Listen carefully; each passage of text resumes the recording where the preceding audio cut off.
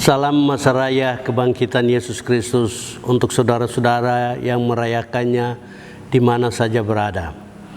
Sebagaimana biasanya, sebelum kita merenung firman Tuhan mingguan ini, kita berdoa. Bapa di surga, kami bersyukur kami dapat merayakan kebangkitan Yesus Kristus, dan kami beruntung Yesus yang bangkit itu menyatakan kemuliaan-Mu untuk kami. Kami mohon Roh Kudus ada pada kami, supaya minggu ini kami sama-sama belajar arti kebangkitan Yesus Kristus bagi dunia ini, dan bagaimana kebangkitan Yesus itu dapat membangkitkan kami dalam segala bidang kehidupan. Amin. Saudara,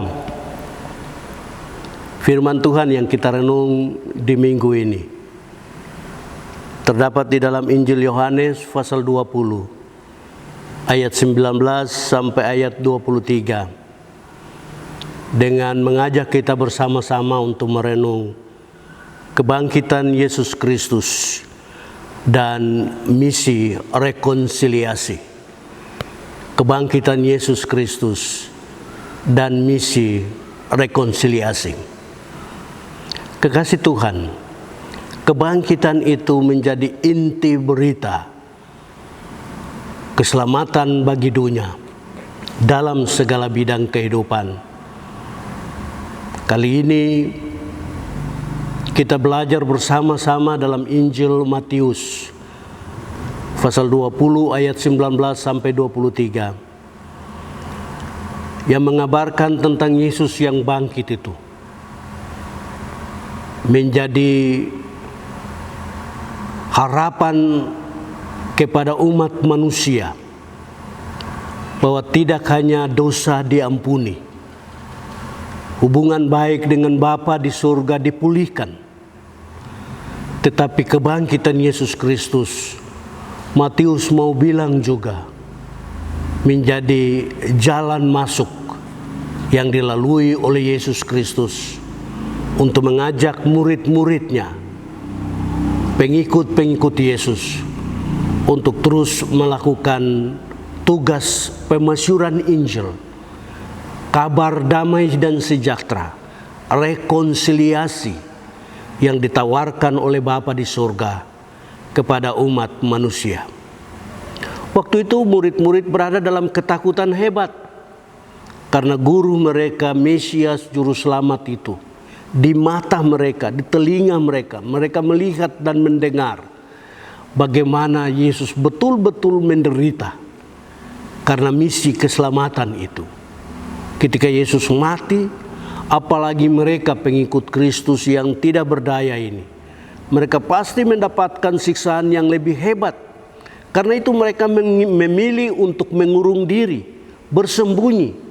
Diharapkan dengan bersembunyi itu mereka tidak lagi menjadi bulan-bulanan seperti Yesus menjadi tawuran keganasan prajurit-prajurit.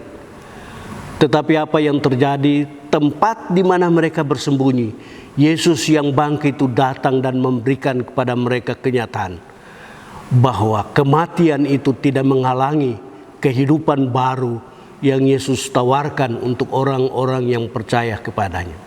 Yesus mengajak mereka dalam Matius ini untuk menjadi pelanjut pekabar Injil, pelanjut berita salam damai dan sejahtera. Dan jika mereka mau melakukan pekerjaan Allah Bapa di surga untuk memberitakan tahun rahmat Tuhan yang sudah datang, shalom, damai dan sejahtera, maka Yesus menambahkan kepada mereka kekuatan baru. Roh Tuhan ada pada mereka, dan roh yang memberikan jaminan kepada mereka. Kemana mereka pergi, mereka dapat mengatakan apa yang dapat dilakukan oleh surga, dilakukan oleh surga. Apa yang tidak boleh dilakukan oleh surga, tidak boleh dilakukan. Satu di antaranya ialah memberikan pengampunan.